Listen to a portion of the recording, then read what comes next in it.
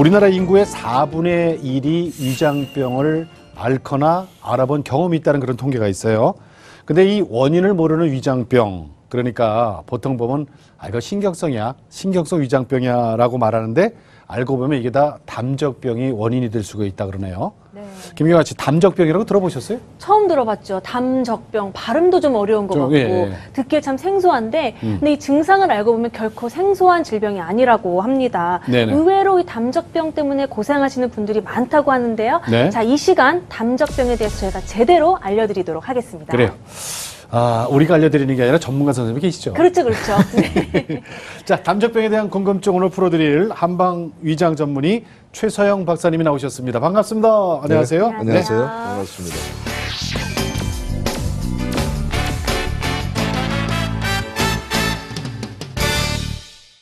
우리나라 그 위장병 환자 수가 그렇게 많다고요? 예, 우리나라는 뭐 정말 위장병 천국이라고 할 수가 있어요. 사실 좀 부끄러운 통계가 될지 모르겠지만 한 4분의 1 정도가 위장병 때문에 항상 배앓이를 하고 있고 그런데 대부분의 경우에 이제 보면은 그 원인을 잘 모르는 경우가 많고 되게 검사를 뭘로 합니까? 내시경을 하잖아요. 네네네. 근데 나오질 않는 게 10명 중 7, 8명은 정상으로 나와요. 그러니까 신경성이라는 위장병이 많아요. 신경성이라는 원인 모르겠다는 뜻이고 그다음에 치료가 잘 안 된다는 건데 거의 대부분의 환자들이 신경성에 시달리고 있는데 그럼 과연 원인이 없냐 이거죠. 예. 오늘 이제 그걸 살펴볼 거고요. 네. 그다음에 소화기 계통의 암이 굉장히 많아요. 한 10년 동안에 위장, 식도, 그다음에 이제 대장 이런 쪽의 암이 한 70% 넘게 증가가 되고 있어요. 상당하네요. 그래서 그런데 이러한 것에 대한 예방책이라든가 또 좀 이렇게 줄여볼 수 있는 의학적 대책이 아직 없다는데 참 심각한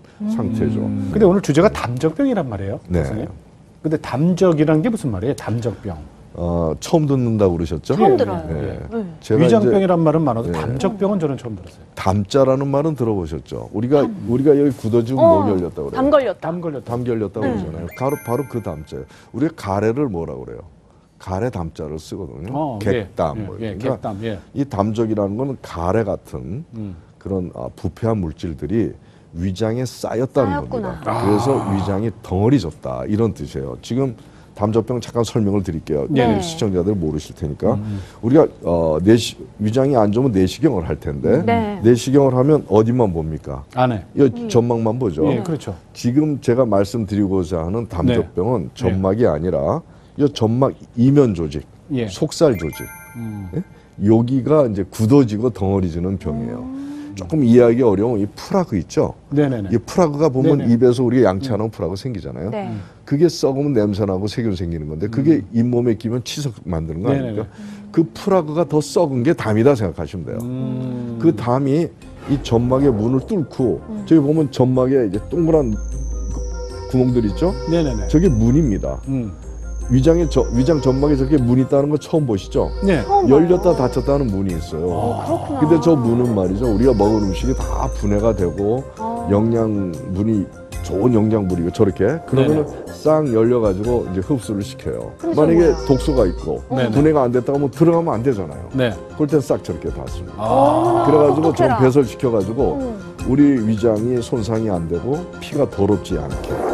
그렇게 하는 저는 게이트가 있어요. 근데 그 아까 그 담 독소가 저렇게 이제 보세요. 막 음식이 들어간 거죠? 어머, 갈비찜 먹었다. 그냥 뭐 씹지도 않고 막 먹네요. 그럼 저런 것들이 이제 들어가서 저렇게 막 이제 쌓여가지고 저기서 이제 부패하는 겁니다. 부패하면 저게 이제 담이 되는 거죠. 담 독소가 이제 바로 아까 그 문들을 이제 깨트리는 거죠. 깨트리니까 그 문 속으로 이제 저게 쌓이는 거예요. 이제 좀 쉽게 그림을 설명한 거니까요. 그래서 저런 것들이 이제 그 점막 외벽으로 저렇게 스며드는 겁니다. 저렇게 스며들면 점막 외벽이 이제 그 담이라고 하는 독소에 의해서 축적이 되면서 굳어지는 거예요. 그래서 담 독소가 점막 외벽에 저렇게 쌓여서 굳어진다고 해서 담적병이라고 얘기를 한 거예요. 이제 이 담적병이란 말은 우리가 알았으니까 그럼 우리가 8개. 우리 저 방청석에 계신 분들 중에서 4개 이하 손 들어보세요. 4개 이하. 4개 이하. 한 분 계시네. 한 분 계시네요. 높이 들어보세요. 한 분. 10개 이상 손 들어보세요. 10개 이상. 10개 이상 또 계시네. 4개에서 10개 사이시죠? 저처럼 그래요. 6, 8개 정도? 제가 저기 4개하고 10개를 기준점으로 잡은 이유가 있어요. 박사님, 그렇죠? 저는 6개거든요. 예, 아슬아슬하네. 대개 4개 이하라 그러면은 네. 담적병은 아니다고 볼 수 있어요. 네. 근데 이제 4개 이상이 되면서부터 이제 담적병에 해당이 되고요. 네. 10개 이상이 되면은 좀 심각한 담적 상태. 그러니까 담적이 그 전신으로 퍼져가는 그런 상태라고 볼 수 있어요. 그래서 이런 경우는 빨리 치료를 받으셔야죠. 김경환 씨 빨리 치료받아야 되겠네요. 8개. 8개면은 조금 진행되고 있는 거죠. 예? 남편 같은 경우는 몇 개나 나올까요? 딱 보는 순간, 우리 신랑 계속 그러고 있었어요. 마지막만 아니겠지 뭐. 마지막만. 그러니까 마지막만 다행히 여성의 경우가 아니기 때문에. 자, 우리 댁에서 지금 시청하고 계시는 분들 그 자가 진단해 보셨는지 모르겠어요. 저는 6개가 나왔는데 이거 보면서 좀 심각하다 하시는 분들은요. 아래 전화번호로 전화 주시면은 보다 자세한 상담을 받으실 수도 있습니다.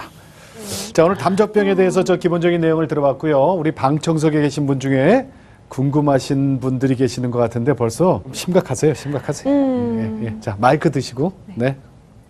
저는 평소에 머리가 깨질 것 같이 아프고요. 네. 눈도 빠질 것 같고 심하면 토할 것 같이 울렁거리거든요. 네. 너무 아프면 두통약 사서 먹는데 네. 잠깐 나아지는 것 같거든요. 근데 이것도 담적병인가요? 네. 우리 국민들이 편두통, 어지럼증 환자 참 많으시잖아요. 예. 근데 MRI도 찍어 보셨겠죠? 근데 그게 잘 나타나지 않았죠. 귀 검사에도 큰 문제가 없고요. 근데 담적병하고 두통, 어지럼증하고 여기 담결림은 굉장히 밀접하게 관련돼요. 그게 어떤 원리냐면 여기 이제 위장인데 여기 담적이 생겼잖아요. 담이라는 게 담적 독소가 깨끗해요, 더러워요? 더럽잖아요. 네. 음식 찌꺼기 썩은 거니까요. 그게 이제 이 혈관, 여기 혈관이나 림프를 통해서 이제 온몸으로 돌아다니기 시작해요. 어디로 갈까요? 전신으로 가는데 어디로 가냐면요. 그 사람이 약한 데로 가요. 그러니까 예를 들어서 모니터를 많이 봐서 여기가 좀 약 필요해 있다 그러면 여기 껴요. 그리고 신경을 많이 썼다 그러면 머리에 끼고. 뭐 이런 식으로 또 심장이 약한 사람들은 심장에도 껴요. 그럼 이렇게 답답해오고 그럽니다. 근데 아무튼 지금 머리로 간 거예요. 담 독소가. 그래서 머리 아프고 어지러운데 담 독소가 더러우니까 구역질이 같이 나타나고 예. 소화가 안 되는 증상이 예. 같이 병발이 되는 거죠. 그래서 그거는 두통, 어지럼증 약 쓰지 않더라도 담적을 치료하면 뇌로 가는 피가 맑아지기 시작하죠. 그래서 저절로 없어지는 효과를 볼 수가 있습니다. 오직 복음, 오직 믿음, CTS.